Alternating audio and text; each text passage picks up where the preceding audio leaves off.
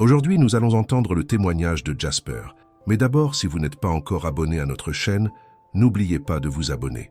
Et partagez également d'où vous nous écoutez. Ce sera un plaisir de vous rencontrer, même virtuellement, et de savoir jusqu'où va notre message. Maintenant, écoutons l'histoire de Jasper. Je m'appelle Jasper Walker, et je n'aurais jamais imaginé que je serais ici pour raconter cette histoire. La journée a commencé comme n'importe quel mardi ordinaire, mais s'est terminée par quelque chose que je n'aurais jamais imaginé voir. Quelque chose dont personne ne devrait jamais être témoin. Ceci est mon récit de ce qui s'est passé lorsque mon cœur s'est arrêté pendant 15 minutes pendant l'opération. Je me souviens clairement de la douleur. Une douleur intense et aiguë qui a commencé dans ma poitrine et s'est propagée dans tout mon corps. Pendant des semaines, j'avais ignoré un inconfort constant, pensant qu'il s'agissait de quelque chose de simple, comme une indigestion ou le stress de mon travail dans un cabinet d'architecture. Mais quand je me suis évanoui en tondant la pelouse, ma femme Émilie m'a convaincu de consulter un médecin. Le cardiologue m'a appelé immédiatement dès qu'il a vu les tests.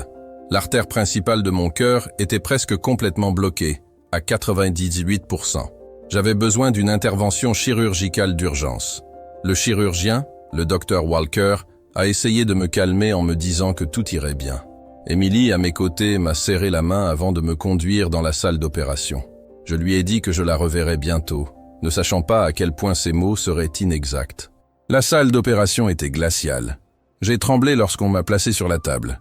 L'anesthésiste, un jeune homme à la barbe touffue et aux lunettes, parla doucement, essayant de me calmer. « Compte à rebours à partir de 10 heures, monsieur Walker, » dit-il. J'ai commencé à compter, mais avant d'atteindre 5, quelque chose d'inattendu s'est produit. Ce qui a suivi ne peut être expliqué par aucun concept logique ou scientifique, mais c'était plus réel que tout ce que j'ai jamais vécu dans ma vie. Soudain, j'ai réalisé que quelque chose avait changé.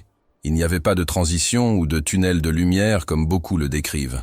J'étais là, flottant au-dessus de moi, voyant mon corps sur la table d'opération, avec des médecins qui couraient autour de moi. Je n'ai pas ressenti de douleur. Il n'y avait plus cette pression dans ma poitrine. J'étais léger, libre d'une manière que je n'avais jamais connue. D'en haut, je regardais les équipes travailler frénétiquement. J'ai entendu des cris de « on le perd » et pas de pouls, début des compressions. J'ai tout vu, mais je n'ai ressenti ni peur, ni angoisse, juste un calme profond, comme si je regardais une scène d'un film. Mon corps était là, en train de renaître, mais j'en étais éloigné, presque comme si j'étais un observateur. Juste au moment où la situation semblait désespérée, une voix douce et chaleureuse vint derrière moi. Je me suis retourné, ou du moins j'ai essayé, puisque je n'avais pas de corps physique. Et puis je l'ai vu. J'ai su instantanément qui il était, sans aucune introduction ni explication. Sa peau était olive, comme touchée par le soleil. Ses cheveux châtains foncés aux vagues subtiles. Il portait des vêtements simples et blancs qui semblaient briller de l'intérieur. Mais ce sont ses yeux qui ont retenu mon attention. C'étaient des yeux indescriptibles, un mélange de bleu et de vert, plein de sagesse et d'une compassion infinie. Sans avoir besoin de dire quoi que ce soit, je savais que c'était lui, Jésus. Sans mots, je savais qu'il m'avait toujours connu. Même si je n'avais pas de voix, j'ai murmuré « Monsieur ».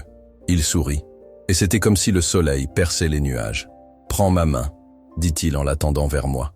Un instant, j'ai hésité.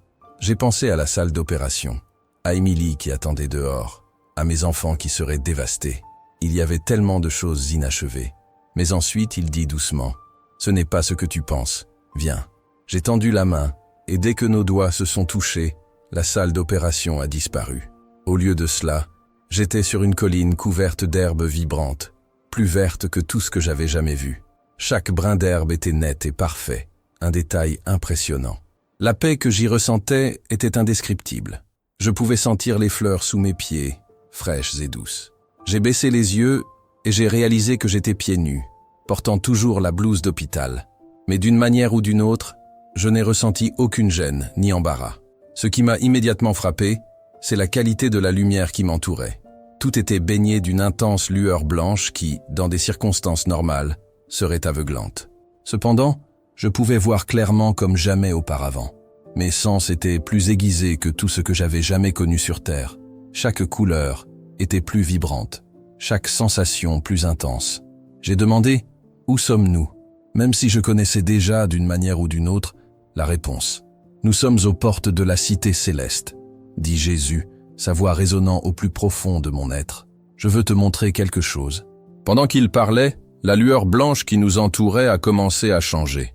C'était comme si des rideaux invisibles étaient tirés, révélant une scène d'une beauté indescriptible. Le flanc de la colline sur laquelle nous nous trouvions était couvert de fleurs aux couleurs douces et délicates. Lavande, rose, jaune, bleu clair. Ils se déplaçaient d'une manière étrange, dansant en parfaite harmonie, sans qu'aucune brise ne les fasse bouger. Elles semblaient avoir leur propre vie, comme si chaque fleur était une entité célébrant son existence. Alors que je regardais vers le bas de la colline, une vaste vallée s'étendait devant moi, obscurcie par une douce brume. Au milieu de cette brume, apparaissaient les tours et les dômes d'une ville impressionnante, aussi grande que l'œil pouvait voir. Les structures étaient constituées de matériaux qui réfléchissaient et absorbaient la lumière de manière fascinante.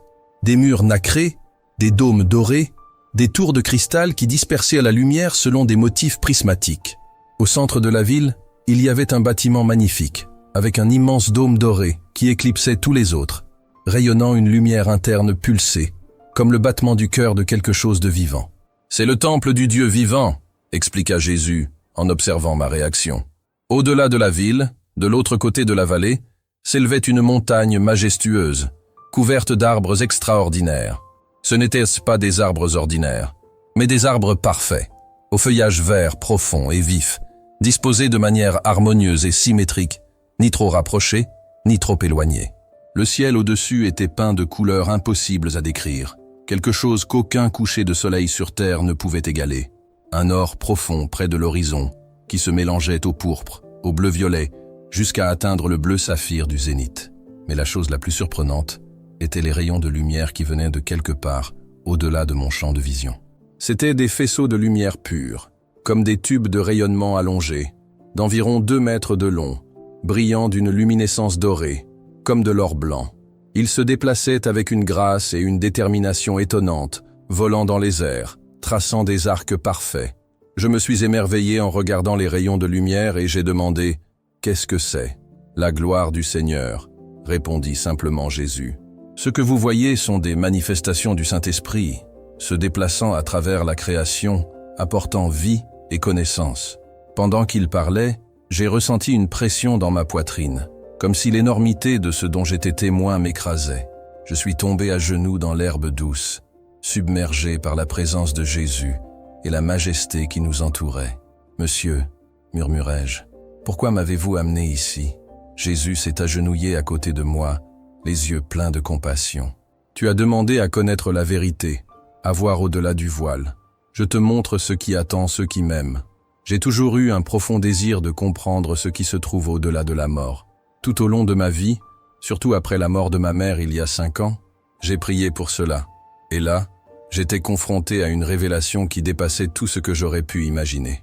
Je pourrais vous montrer bien plus, a-t-il poursuivi. Mais cet aperçu est suffisant pour le moment. Vous reviendrez pour raconter aux autres ce que vous avez vu. L'idée de retourner dans le monde physique m'a apporté une tristesse inattendue. Comment pourrais-je retourner dans un monde limité et monotone après avoir vécu quelque chose d'aussi formidable ? Jésus, comprenant ma réticence, sourit doucement. Ton heure n'est pas encore venue, Jasper. Il y a du travail à faire pour toi. Il y a des gens qui ont besoin d'entendre ton témoignage.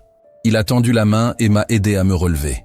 Au moment où je me suis levé, un autre faisceau de lumière, plus grand et plus brillant que les précédents, est apparu devant nous, palpitant d'énergie.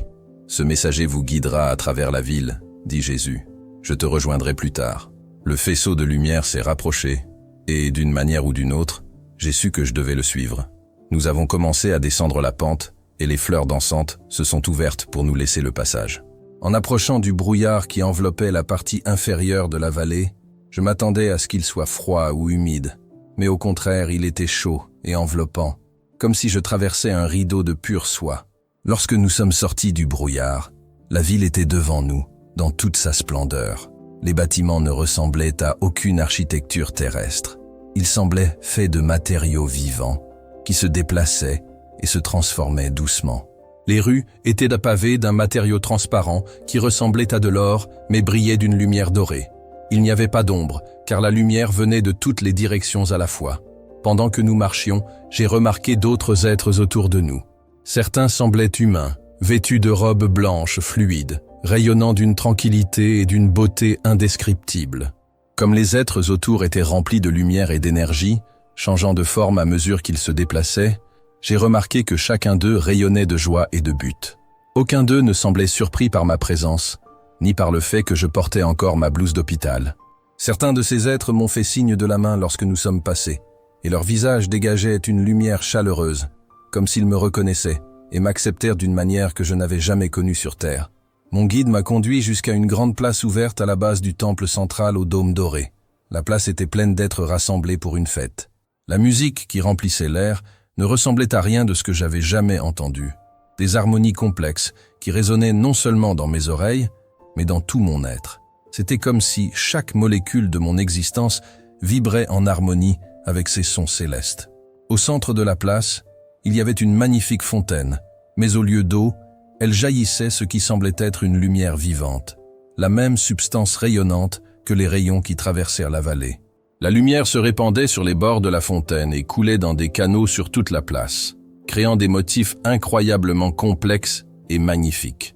J'ai été guidé jusqu'au bord de la fontaine et, suite à une impulsion que je n'ai pas bien comprise, je me suis agenouillé et j'ai plongé mes mains dans la lumière qui coule. C'était substantiel mais en apesanteur, froid mais chaud à la fois, un paradoxe de sensations. Alors que la lumière coulait entre mes doigts, j'ai senti une paix et une clarté profonde envahir mon être. La connaissance a commencé à me parvenir, non pas comme des faits isolés, mais comme une compréhension complète. J'ai compris que ce que je vivais n'était pas seulement un lieu physique, mais un état d'être. C'était une réalité où la présence de Dieu imprégnait tout. Le paradis n'était pas seulement une destination, c'était une relation profonde et continue, une communion directe avec le Créateur, libre des limitations humaines. Alors que cette compréhension remplissait mon âme, j'ai pris conscience de l'approche d'une autre présence. J'ai levé les yeux et j'ai vu Jésus marcher vers moi à travers la place. Les êtres autour de nous s'inclinaient avec révérence à son passage. Il s'est assis à côté de moi au bord de la fontaine et ses yeux reflétèrent la lumière qui coulait devant nous. « Que pensez-vous de la maison de mon Père » a-t-il demandé, et j'ai répondu honnêtement, « C'est au-delà de tout ce que j'aurais pu imaginer, mais j'ai tellement de questions. » Jésus sourit et dit, « Demandez aux gens ici, ils attendent quelque chose, pour la fin des temps. » J'étais confus et j'ai demandé, « Mais comment comprenez-vous cela ?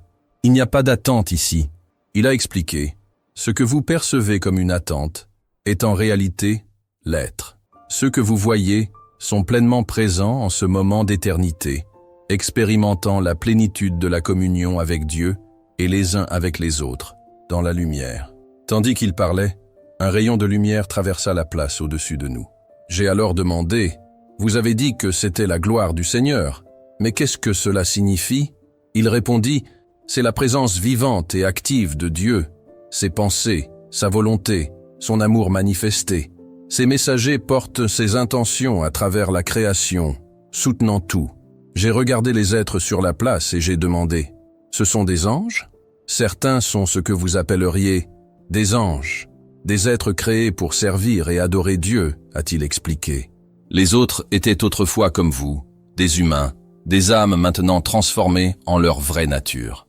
J'ai regardé Jésus, et remarquant quelque chose de remarquable, j'ai vu des brins de lumière s'étendre vers l'extérieur, se connectant à chaque être sur la place et au-delà, aussi loin que je pouvais voir. Ces fils palpitaient de vie et d'énergie. Quelles sont ces connexions que je vois venir de vous ? Ai-je demandé. Ce sont les liens entre le Créateur et le créé, répondit-il. Chaque âme est connectée à moi, soutenue par ma vie sur Terre. Beaucoup ne voient pas ou ne reconnaissent pas cette connexion, mais elle existe. Ici, elle est visible et célébrée. Mon esprit s'est alors tourné vers la Terre, vers ma famille et vers la vie que je n'avais pas encore terminée. Monsieur, si j'y retourne, comment puis-je expliquer tout cela ? Les mots semblent tellement inappropriés. Jésus a posé sa main sur mon épaule et m'a dit « Tu n'expliqueras pas, tu témoigneras. Partagez ce que vous avez vu et vécu. Certains comprendront, d'autres douteront, mais les graines que vous semez porteront du fruit au temps voulu. » Il s'est levé, m'a tendu la main et m'a dit « Il y a encore une chose que je veux que tu vois. » Quand je lui ai pris la main, la place et la ville autour de nous ont disparu. Maintenant, nous étions de retour à la montagne que j'avais vue depuis le flanc de la colline. Les arbres, désormais rapprochée, était encore plus magnifique. Chaque feuille était distincte et parfaite, et l'écorce des arbres vibrait de vie. Jésus m'a emmené dans une clairière parmi les arbres. Au centre, il y avait un grand livre sur un socle en bois. Le livre était relié avec du matériel qui se transformait au fur et à mesure que je le regardais. Parfois cela ressemblait à de l'or, parfois à du parchemin, parfois à de la lumière pure. Ceci est le livre de vie, dit Jésus. Chaque âme qui a été ou sera créée est connue ici. Il a ouvert le livre et j'ai vu des pages pleines de noms écrits avec une lumière vive. Les noms bougeaient et changeaient, certains brillaient plus que d'autres. Jésus tourna les pages jusqu'à atteindre une page particulière. « Écoute, dit-il, je me suis penché pour voir, et mon nom, Jasper Walker, était écrit avec une écriture qui semblait vibrer au rythme de mon propre rythme cardiaque. Mais autour de mon nom, il y avait des centaines d'autres noms reliés au mien par de minces fils de lumière, formant un réseau complexe de relations. Ce sont les âmes que votre vie a touchées et touchera, a expliqué Jésus. Chaque personne que vous rencontrez, chaque vie que vous influencez, les répercussions de votre existence s'étendent bien au-delà de ce que vous pouvez voir. J'ai regardé le réseau de noms interconnectés avec émerveillement. Quelques noms que j'ai reconnus, des membres de ma famille, des amis, des collègues. D'autres m'étaient complètement inconnus. Mais à ce moment-là, j'ai réalisé l'importance de chaque âme interconnectée avec mon propre être. Jésus, de sa voix douce mais ferme, dit « C'est pourquoi vous devez revenir.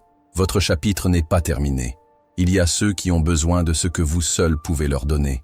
Votre témoignage, votre amour, votre reflet unique de ma lumière. » Pendant qu'il parlait, j'ai commencé à remarquer une légère traction, un sentiment d'être tiré en arrière. Le livre, la montagne et même Jésus commencèrent à disparaître lentement. Il m'a regardé tendrement et m'a dit « Il est temps ».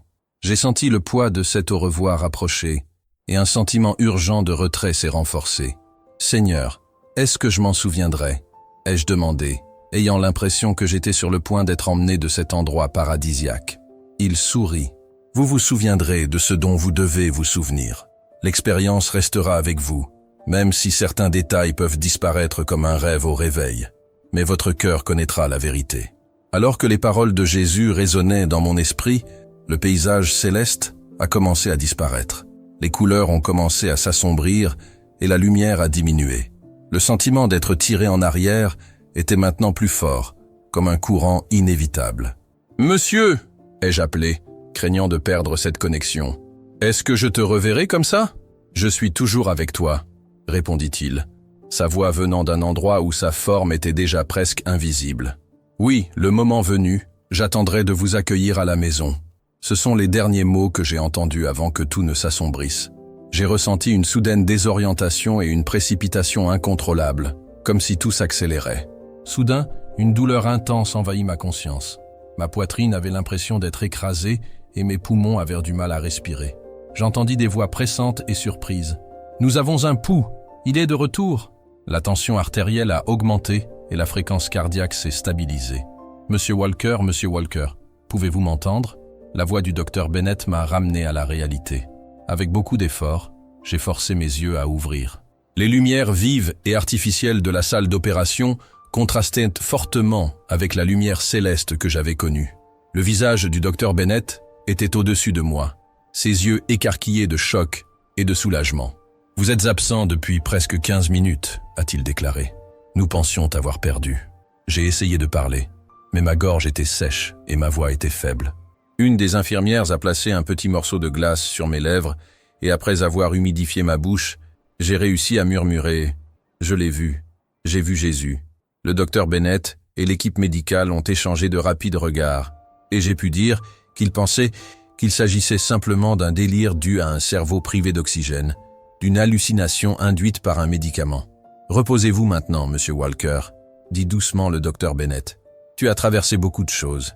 Nous en reparlerons plus tard. » Alors qu'il m'amenait au rétablissement, j'ai fermé à nouveau les yeux, non pas pour dormir, mais pour garder le souvenir de ce que j'avais vécu, le flanc de la colline, la ville, la montagne, et surtout, la présence de Jésus.